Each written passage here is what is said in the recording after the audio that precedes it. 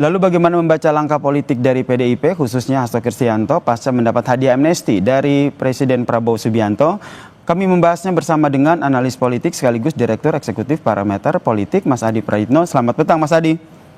Selamat petang. Mas Adi, kalau dukungan untuk pemerintah oke lah sering disampaikan oleh PDIP. Tapi kalau ditanya bergabung ke pemerintah pasca Hasto mendapatkan hadiah amnesti dari Presiden Prabowo, kemungkinannya seperti apa? Kalau untuk saat ini saya termasuk yang tidak yakin bahwa PDIP itu akan bergabung dengan pemerintah, berkoalisi dengan Prabowo dengan cara misalnya ada kader-kader PDIP yang kemudian menjadi menteri. Saya tidak yakin dalam konteks itu. Yang ada saat ini adalah PDIP tetap menjaga jarak, berada di luar kekuasaan, tapi tidak menyebut dirinya sebagai oposisi, tapi menjadi mitra strategis dengan cara menjadi partai politik penyeimbang. Nah, ini yang menarik menurut saya ketika bicara tentang PDIP sebagai penyeimbang, satu sisi akan mendukung secara penuh kebijakan-kebijakan politik strategis dari Prabowo, tapi PDIP juga berkomitmen dan berjanji. Kalau ada kebijakan yang dinilai bertentangan dengan ideologi Pancasila, menimbulkan ketidakadilan sosial, termasuk juga misalnya ada perilaku hukum yang tidak berkeadilan, PDIP berjanji akan memberikan kritik secara terbuka.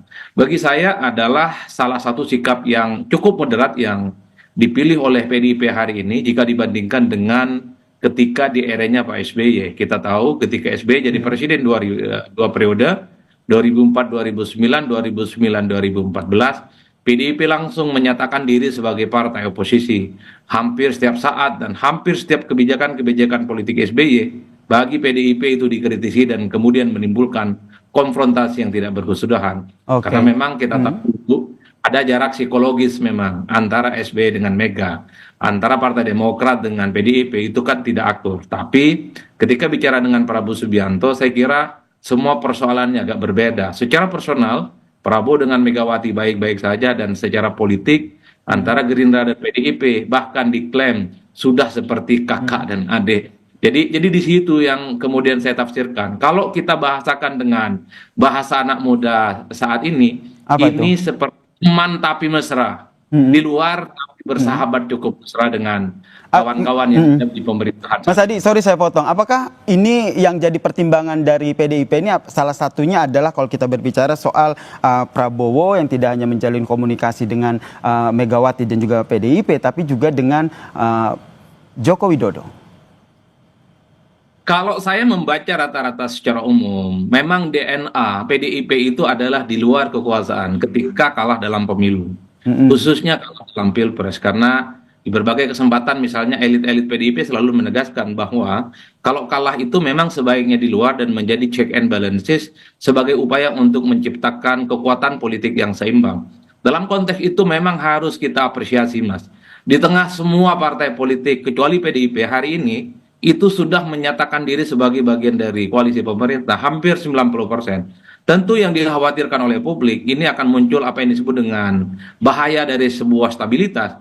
Karena kalau 100% bergabung dengan pemerintah, orang bertanya, kira-kira siapa nanti yang akan bersikap kritis, protes, ketika ada kebijakan yang tidak pro rakyat. Makanya ada angin segar sebenarnya ketika PDIP memilih menjadi partai penyeimbang, satu sisi berkomitmen siap bekerja sama dengan pemerintah, tapi kalau kemudian ada kebijakan itu pro rakyat, PDIP berjanji akan memberikan satu serangan yang cukup tajam dan kritis. Saya kira itu adalah kabar baiknya. Itu dari PDIP menurut Anda. Kalau Mas Adi melihatnya dari Gerindra sendiri atau dari Prabowo-nya sendiri, pengennya, maunya itu PDIP gabung, masuk ke pemerintahan atau cukup dukung dari luar aja?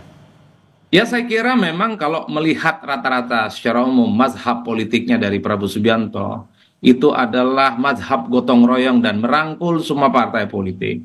Bahkan sejak terpilih jadi presiden, dilantik 20 Oktober 2024 yang lalu, Prabowo Subianto mengatakan akan merangkul semua pihak, merangkul semua kelompok, tentu sebagai upaya untuk melakukan kerjasama politik, membuat Indonesia menjadi bangsa yang hebat, menjadi bangsa yang kompetitif. Karenanya, rumus dasarnya adalah kerjasama dengan semua eksponen, rumusnya adalah menciptakan stabilitas politik.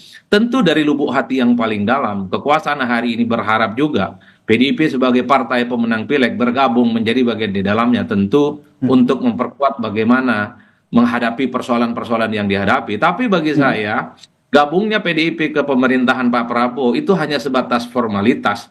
Karena secara substansi kalau kita mau jujur, Oke. PDIP itu dalam banyak hal sudah tegak lurus dan mendukung penuh program-program strategis Pak Prabowo. Kenaikan PPN 12% didukung, Mm-mm. revisi Undang-Undang TNI didukung, soal program makan bergizi gratis didukung, soal sekolah rakyat didukung, dan Semuanya seterusnya didukung begitu ya Mas Adi ya? didukung secara total. Mm-mm. Nah, yang dikhawatirkan oleh publik adalah ketika PDIP bicara tentang menjadi partai penyimbang, justru sikapnya agak sedikit melunak, lebih banyak pro-nya kepada pemerintah dan kritisnya proporsinya lebih sedikit. Kenapa Itulah yang demikian Mas Adi? dikhawatirkan. Karena kalau kita lihat ini kan hadiah dari Prabowo ini kan nggak main-main begitu, amnesti loh ini untuk Sekjen PDIP saat itu yaitu Hasto Kristianto. Tentu ada deal-dealan ataupun lobby-lobby yang lain yang dilakukan oleh Prabowo dan juga Megawati Soekarno Putri begitu.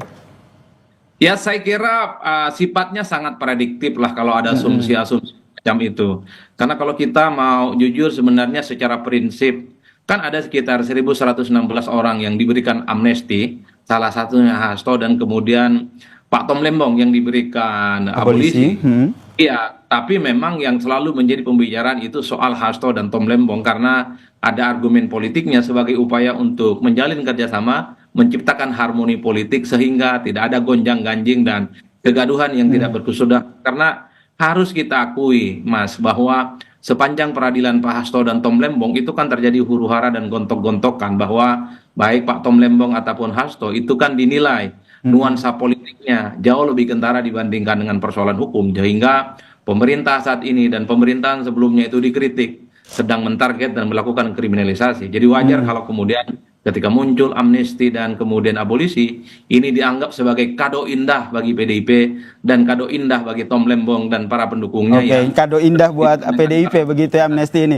Kalau lihat dari PDIP, kemudian dari Prabowo, termasuk Gerindra. Kalau Mas Adi sendiri melihat partai-partai pendukung Prabowo sendiri melihatnya seperti apa?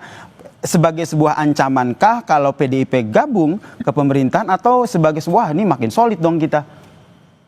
kalau mau jujur sebenarnya secara alamiah menambah orang baru, menambah partai baru yang tidak berkoalisi dari awal ini tentu akan menimbulkan gejolak, tapi pasti tidak akan ditampilkan. Karena orang-orang baru ini adalah orang-orang yang saya kira memang akan semakin banyak menempatkan posisi-posisi strategis nantinya di pemerintahan. Apalagi yang diajak itu adalah orang kaya seperti PDIP. Apalagi yang diajak itu adalah partai besar yang saya kira memang daya tawar politiknya pasti di atas Oke. rata-rata. Dibandingkan dengan partai yang lain, harus diakui partai sebesar PDIP sebagai partai pemenang pileg, kalau masuk menjadi bagian kekuasaan di dalamnya, tentu itu dikhawatirkan akan membuat partai-partai yang kecil, Baik. partai-partai yang lain yang sejak lama bersama dengan pemerintah, daya bergennya tidak terlampau kuat. Untuk apa Oke. bergen dengan yang lain? Kalau PDIP sudah bisa diajak bekerja sama dari dalam. Kan Kita itu sejak nantikan ya ini ya Mas ya. Adi ya. Karena ini masih jadi tanda tanya kita semua, terlebih Hasto Kristianto ini juga belum mendapatkan posisi apapun dan posisi Sekjen PDIP juga masih kosong nih. Ini menarik untuk kita simak bersama seperti apa dinamikanya ke depan. Terima kasih Direktur Eksekutif Parameter Politik sekaligus analis politik telah bergabung bersama kami di Kompas Petang. Terima kasih Mas Adi. Terima kasih Mas, selamat sore. Usai jeda saudara di Kompas Petang.